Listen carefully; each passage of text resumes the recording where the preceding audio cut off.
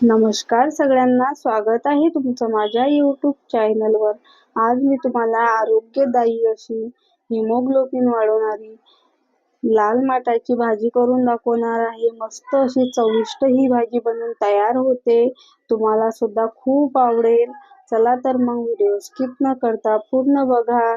इथे मी सर्वात आधी एक लाल माटाची जुडी घेतलेली आहे, बघू शकता तुम्ही। यामधले आता आपल्याला छान असे पानं याचे तोडून घ्यायचे आहे। ही भाजी अगदी पटकन अशी निवडल्या जाते। चला तर मग इथे मी आता अशाच प्रकारे सर्व भाजी निवडून घेणार आहे।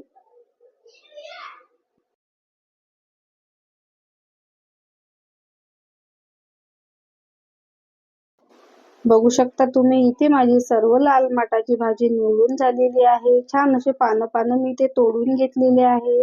त्यानंतर इथे मी भाजीसाठी हिरवी मिरची घेतलेली आहे।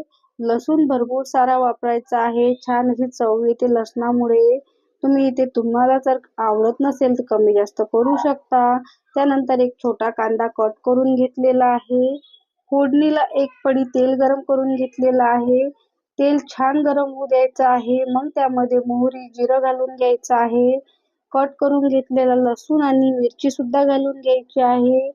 लसूण मिरची आपल्याला तेलामध्ये छान फ्राय करायची आहे, छान सुगंध येईपर्यंत।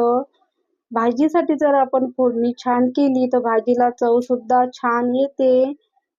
त्यानंतर इथे आता आपल्याला कट करून घेतलेला कांदा घालून घ्यायचा आहे। तुम्हाला जर या भाजीमध्ये कांदा आवडत नसेल तर तुम्ही ते स्किप सुद्धा करू शकता। याच ठिकाणी तुम्ही डाळ सुद्धा घालू शकता, मूग डाळ भिजत घालून सुद्धा छान लागते। यामध्ये हळद घालून घ्यायची आहे आणि लगेचच त्यामध्ये तोडून घेतलेला माठ घालून घ्यायचा आहे। माटाची भाजी आपल्याला आता मस्त अशी मीडियम गॅसवर फ्राय करून घ्यायची आहे। यामध्ये आपल्याला पाणी वगैरे अजिबात घालायचं नाही। तेलावरतीच आपण मस्त ही भाजी शिजवणार आहोत, छान अशी लागते।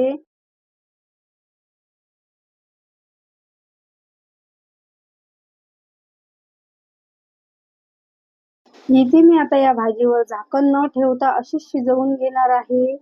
बघू शकता तुम्ही, छान अशी आपली भाजी शिजून तयार झालेली आहे। क्वांटिटी सुद्धा खूप कमी झालेली आहे, म्हणजेच आपली भाजी छान अशी शिजलेली आहे। चवीनुसार मीठ घालून घ्यायचं आहे। मीठ तुम्ही तुमच्या आवडीनुसार इथे कमी जास्त करू शकता, पण पालेभाज्यांना मीठ शिजल्यावरच घालायचं आहे, कारण की त्याची क्वांटिटी नंतर अशी कमी होऊन जाते आणि मीठ कधी कधी जास्त होऊन जाते, म्हणून मी सर्वात शेवटीच मीठ घालत असते। इथे जर तुम्हाला माझी आजची ही रेसिपी आवडली असेल तर कमेंट बॉक्समध्ये नक्की सांगा आणि चॅनलवर नवीन असाल तर सबस्क्राईब करायला विसरू नका।